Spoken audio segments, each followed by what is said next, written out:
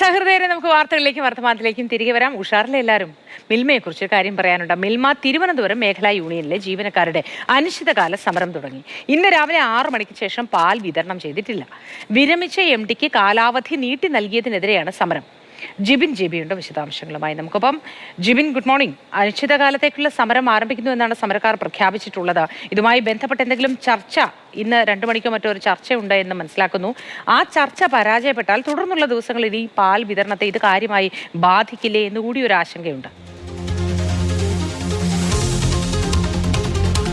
മോത്തിയത് തന്നെയാണ്. നമ്മളിപ്പോൾ നിൽക്കുന്നത് ഈ അമ്പലത്തറയിലുള്ള മിൽമ തിരുവനന്തപുരം മേഖല പ്ലാന്റിലാണ്. ഇവിടെയാണ് ഇന്നു മുതൽ ഈ ജീവനക്കാർ അനിശ്ചിതകാല പണിമുടക്ക് സമരം ആരംഭിച്ചിരിക്കുന്നത്. ഈ ഒരു സമരത്തിൽ INTUC-യും CIT-യും ഒന്നിച്ചാണ് ഈ ഒരു സമര രംഗത്തേക്ക് എത്തിയിരിക്കുന്നതാണ് പ്രധാനം. ഇവരുടെ പ്രധാന ആവശ്യമെന്ന് പറയുന്നത് ഇവരുടെ വിരമിക്കൽ പ്രായപരിധി എന്ന് പറയുന്നത് 58 വയസ്സാണ്. പക്ഷേ 58 വയസ്സുകാരിക്ക് വിരമിച്ച MD-യെ തന്നെ വീണ്ടും ഇവിടെ പുനർനിയമനം നൽകുന്നു എന്നുള്ളതാണ് ഇവരുടെ പ്രധാന പരാതി. അത് റദ്ദാക്കുന്നത് വരെ ഈ ഒരു സമരവുമായി മുന്നോട്ട് പോകുന്നത് തന്നെയാണ് ഇപ്പോൾ സമരസമിതി പറയുന്നത്. ചേട്ടാ, നിങ്ങളുടെ ഈ പ്രധാന സമര ആവശ്യം എന്തൊക്കെയാണ്? നമ്മുടെ സമരം എന്ന് പറയുന്നത് ന്യായമായ സമരമാണ്. കാരണം ഈ സ്ഥാപനത്തിൽ പണിയെടുക്കുന്ന ഒരു തൊഴിലാളി പോലും ഈ സ്ഥാപനം അടച്ചുപൂട്ടണമെന്ന് ആഗ്രഹിക്കുന്നവരല്ല. അഴിമതിക്കാരനായ വിജിലൻസ് കേസിൽ പ്രതിയേർക്കപ്പെട്ടിട്ടുള്ള ഒരു MD 58 വയസ്സ് കഴിഞ്ഞ മാസം പൂർത്തിയായി സർവീസിൽ നിന്ന് വിരമിച്ച് എല്ലാ ആനുകൂല്യങ്ങളും പറ്റിപ്പോയ ഒരു വ്യക്തിയെ വീണ്ടും അഴിമതിക്ക് കുടപിടിക്കുന്നതിന് വേണ്ടി 2 വർഷം സർവീസ് പീരീഡ് നീട്ടി നൽകിക്കൊണ്ട് വരുന്നതിനെതിരെയാണ് നമ്മുടെ സമരം. ഈ 58 വയസ്സിൽ ഇവിടുത്തെ പ്രായപരിധി? അതെ, ഈ മിൽമയുടെ ചരിത്രത്തിൽ സഹകരണ നിയമപ്രകാരം ക്ഷീരസംഘങ്ങളിൽ വരെയുള്ള ജീവനക്കാർ, ക്ഷീരസംഘം പ്രാഥമിക സംഘങ്ങളിലുള്ള സെക്രട്ടറിമാരുൾപ്പെടെ ജീവനക്കാരുൾപ്പെടെ 58 വയസ്സാണ് അവരെ സർവീസ് പീരീഡ് എന്ന് പറയുന്നത്. 58ാമത്തെ വയസ്സിൽ അവർ പെൻഷൻ പറ്റി പോയിക്കൊള്ളാം. എന്തുകൊണ്ടാണ് ഈ പുനർനിയമനം നടത്താനുള്ള അതിൻ്റെ ഉള്ള ഒരു കാരണമായി പറയപ്പെടുന്നത് എന്താണ്? അത് പുനർനിയമനം നടക്കുന്നതിന് കാരണമായി ഒന്നും പറയുന്നില്ല. ഈ വ്യക്തിക്ക് പ്ലാന്റ് എന്താണെന്ന് അറിയില്ല, മാർക്കറ്റിംഗ് സംവിധാനം എന്താണെന്ന് അറിയില്ല, ഒന്നും അറിഞ്ഞൂടാത്ത ഒരു വ്യക്തിയെ, ഞാനത് എടുത്തു പേരുകളൊന്നും പറയുന്നില്ല, അങ്ങനെയുള്ള ഒരാളിനെ നിർത്തിയാൽ മാത്രമേ അഴിമതികൾ തുടർക്കഥയായി ചെയ്യുവാൻ അവർക്ക് കഴിയൂ. നടന്നുകൊണ്ടിരിക്കുന്ന അഴിമതികൾ മറച്ചു വയ്ക്കുന്നതിന് അദ്ദേഹം നിന്നാൽ മാത്രമേ നടക്കൂ. ഇവിടെ വിജിലൻസ് കേസിൽ ED പണ്ട് ഇവിടുത്തെ മുൻ ചെയർമാൻ ഫാസുരാങ്കൻ കൺവീനറായി ഇരുന്ന സമയത്ത് കൊണ്ടുവന്ന MD-യാണ് ഇദ്ദേഹം. അദ്ദേഹത്തിന്റെ കഥ ഞാൻ പറയാതെ തന്നെ അറിയാമല്ലോ.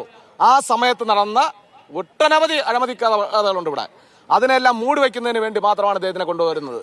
അതുപോലെ തന്നെ ഇന്നിപ്പം ഹെഡ് ഓഫീസിൽ നിന്ന് ഇതിനെയൊക്കെ നിയന്ത്രിക്കുന്ന ചില ഉദ്യോഗസ്ഥർ, തൽപര കക്ഷികൾക്ക് തിരുവനന്തപുരം ജില്ലയിൽ തന്നെ ഐസ്ക്രീം സമാന്തര കമ്പനികളുണ്ട്, ഐസ്ക്രീം കമ്പനി ഉൾപ്പെടെയുണ്ട്. അതിനെയൊക്കെ പ്രൊട്ടക്ഷൻ കൊടുത്ത് അതിൻ്റെയൊക്കെ സെയിൽസ് കൂട്ടുന്നതിനും ഇതിനെ തകർത്താനും ഉടച്ചു വാർക്കുന്നതിന് വേണ്ടിയിട്ടാണ് ഈ സമരത്തിന് അവർ കൂട്ടു നിൽക്കുന്നത്. നമ്മൾ പ്രൈവറ്റ് മേഖലയെ സഹായിക്കുന്നതിന് വേണ്ടി.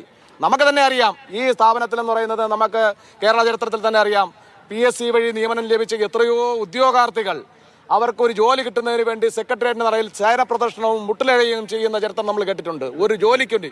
പക്ഷേ ഇവിടെ നടക്കുന്ന സമരം എന്ന് പറയുന്നത് റിട്ടയർഡായി ലക്ഷങ്ങൾ വാങ്ങി എല്ലാ ആനുകൂല്യങ്ങളും വാങ്ങിപ്പോയ ഒരു വ്യക്തിയെ സംരക്ഷിക്കുന്നതിന് വേണ്ടി മാനേജ്മെന്റ് നടത്തുന്നതാണ് ഈ പണിമുടക്ക് സമരം. മോത്തി, മറ്റൊരു കാര്യം എന്ന് പറയുന്നത് ഇവിടെ സമരരംഗത്ത് CIT കൂടി ഉണ്ട് എന്നുള്ളതാണ് ഇവിടുത്തെ ഒരു പ്രധാന കാര്യം. അപ്പോൾ CIT-യുടെ പ്രതിനിധി കൂടി ഇപ്പോൾ നമ്മോട് ചേരുന്നുണ്ട്. ചേട്ടാ, ഇന്നിപ്പോൾ ഒരു ചർച്ചയ്ക്ക് കൂടി വിളിച്ചിട്ടുണ്ട്. അപ്പോൾ ആ ചർച്ചയിൽ നിങ്ങൾ പങ്കെടുക്കുന്നുണ്ടോ? എങ്ങനെയാണ്? ചർച്ചയിൽ പങ്കെടുത്തില്ല. MD-യെ പുറത്താക്കിയാൽ മാത്രമേ നമ്മൾ ചർച്ചയിൽ പങ്കെടുക്കുകയുള്ളൂ. കാരണം അഴിമതി നടത്തുകയും അഴിമതിക്ക് കൂട്ടുനിൽക്കുകയും ചെയ്യുന്ന ഒരു MD-യെ നമുക്ക് വേണ്ട, ഈ സ്ഥാപനത്തിന് വേണ്ട. ഈ സ്ഥാപനം നശിപ്പിക്കാൻ നമ്മൾ തയ്യാറല്ല. ഇത് സാധാ ക്ഷീരകർഷകൻ്റെയും വല്ല ഒരു പ്രസ്ഥാനമാണ്. ഈ പ്രസ്ഥാനത്തെ നശിപ്പിക്കുന്ന ഒരു നടപടിക്കും നമ്മൾ കൂട്ടുനിൽക്കില്ല.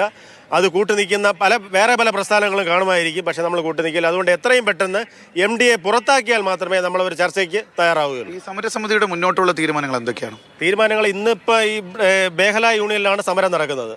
ഈ സമരം ഒത്തുതീർപ്പായില്ലെങ്കിൽ ഇത് സംസ്ഥാന വ്യാപകമായി തീരുകയും ഈ പാൽ വിപണനം സ്തംഭിക്കുകയും ചെയ്യുന്ന ഒരു അവസ്ഥ സംജാതമാകും.